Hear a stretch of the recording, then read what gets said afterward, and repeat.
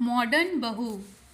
सौम्या, तुम मेरे mummy papa से तो मिल ली, अब अपने घर वालों से हमारे रिश्ते के बारे में बात कब करोगी? निशांत ने सौम्या के चेहरे पर अपनी नज़रें गड़ाते हुए पूछा था। निशांत, तुम चिंता मत करो, मैं आज ही अपने मम्मी पापा से हमारे रिश्ते के बारे में बात करूंगी। पर मैं लड़की हूँ ना, इसलिए डर भी लग रहा है, कहीं घर वाले तैयार नहीं हुए तो। तुम एक बार बात करके देखो तो सही, अगर बात नहीं बनी तो मैं अपने घर वालों को भेजूंगा तुम्हारे घर पर हमारी शादी की बात करने, निशांत ने हिम्मत बढ़ाते हुए कहा। फिर दोनों कॉफ़ी कैफ़े से बाहर निकले और अपने अपने घर की ओर चल पड़े। सौम्या पूरे रास्ते एक ही बात सोच रही थी कि जब वो अपने मम्मी पापा से निशांत के बारे में बात करेगी तो वो लोग क्या सोचेंगे। घर पर तो जैसे कोई बम सा फट जाएगा। वह घर पहुंची तो अपने मम्मी पापा दोनों के पास बिल्कुल सामने ही सोफे पर बैठे मिले। सौम्या मन ही मन सोचने लगी कि इससे अच्छा मौका मुझे फिर कभी शायद नहीं मिलने वाला। हिम्मत करके अब मन में जो है वो बता देना चाहिए।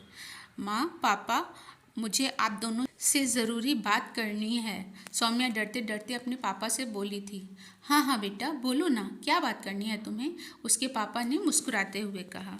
पापा, मैं और निशांत एक दूसरे को बहुत पसंद करते हैं और 4 साल से हम दोस्त हैं। अब हम दोनों शादी करना चाहते हैं। तनिक संकोच के साथ डरते डरते वह अपने पापा से बोली थी। ठीक है बेटा, जब तुम दोनों एक दूसरे को पसंद करते हो और जीवन भर साथ रहना चाहते हो तो हमें कोई दिक्कत नहीं है इस रिश्ते से। मैं और तुम्हारी माँ कल ही निशांत के घर जाते हैं तुम्हारा रिश्ता लेकर, सौम्या के पापा मुस्कुराते हुए बोले थे। दूसरे दिन सौम्या के सारे घर वाले निशांत के घर गए। निशांत के मम्मी पापा ने भी इन लोगों के स्वागत में कोई कमी नहीं छोड़ी। शादी के संदर्भ में दोनों पक्षों में खुलकर बात हुई और फिर निशांत और सौम्या की शादी तय हो गई। एक शुभ मुहूर्त में दोनों का विवाह धूमधाम से हो गया। 5-6 महीने तो सब ठीक ठाक चलता रहा। फिर एक दिन सौम्या अपनी सासू माँ से बोली, मम्मी जी, रसोई में मसाले खत्म हो गए हैं, बाजार से मंगवा दीजिए। तब सासू माँ बोली, बहू, मैं तो हाथ से पीस कर ही इस्तेमाल करती रही हूँ। साबुत मसाले रसोई के डब्बे में रखे हैं, उसे सिलबट्टे पर पीस कर इस्तेमाल करो। ना बाजार से मेरे लिए आए थे पिसे हुए मसाले और ना तुम्हारे लिए आएंगे। सासू माँ की दो टूक बातें सुनकर बेचारी सौम्या अपने कमरे में जाकर बहुत रोई। निशांत के घर आने के बाद आज की घटना के बारे में उसने उसे बताया तो उसने साफ शब्दों में कह दिया, मैं अपनी माँ से कुछ नहीं बोल सकता। दूसरे दिन रसोई का काम निपटाने के बाद सौम्या कपड़े धुलने के लिए वॉशिंग मशीन लगा ही रही थी, तभी सासू माँ वहाँ आ गई। अरे बहू, तुम मशीन में कपड़े धोने जा रही हो क्या? जी मम्मी जी, सौम्या बोली। हाँ, तो गिने चुने 4 कपड़े धुलने हैं, उसके लिए मशीन लगाने की क्या ज़रूरत है? वो तो तुम हाथों से भी धो सकती हो। फालतू में बिजली फूंकने के लिए क्यों तैयार बैठी रहती हो? सासू माँ ने कड़े शब्दों में कहा। बेचारी सौम्या यह सुनकर अवाक रह गई थी। वह मन ही मन सोच रही थी, ये मैं कहाँ फंस गई हूँ। वह रोने लगी।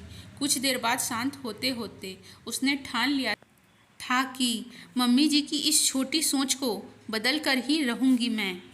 दूसरे दिन सासू माँ के उठने से पहले ही सौम्या रसोई घर में गैस वाला चूल्हा हटाकर उसने वहाँ पर मिट्टी का चूल्हा रख दिया। उसने किसी से लकड़ी मंगवा ली और उसी से खाना बनाने लगी। जब सासू माँ सोकर उठी तो पूरे घर में धुआं ही धुआं देखकर उसको बहुत गुस्सा आया और रसोई में जाकर सौम्या पर चिल्लाने लगी। अरे बहू, तुमने ये क्या कर रखा है? पूरे घर को काला करोगी क्या? सौम्या की सासू माँ गुस्से से बोली थी।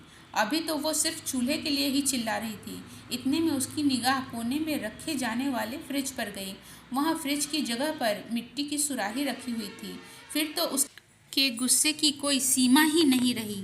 तभी सौम्या उनसे लिपट कर प्यार से बोली, मम्मी जी, मैं यही तो को समझाने की कोशिश कर रही थी कि आज के समय में गैस चूल्हे पर खाना लोग इसलिए बनाते हैं जिससे समय की बचत होती है। फ्रिज में सामान इसलिए रखते हैं जिससे घर में रखे खाने पीने का सामान खराब ना हो। मैं आपका अपमान नहीं करना चाहती थी, पर आज के ज़माने के हिसाब से चलना सीखें तो बेहतर होगा। यह सब सुनकर उसकी सासू माँ की आंखों में आंसू आ गए। वो प्यार से उसके सर पर हाथ रखकर बोली, सही बोल रही है तू, मैं ही नहीं समझ पाई इन बातों को। आज से तुझे जैसे अपना घर चलाना है चला, मैं कुछ भी नहीं बोलूँगी, कभी भी नहीं। तो फ्रेंड्स, इसी के साथ हमारी ये स्टोरी यहीं ख़त्म होती है। मिलती हूँ नेक्स्ट वीडियो में, तब तक के लिए बाय। वीडियो को लाइक करें, चैनल को सब्सक्राइब करें।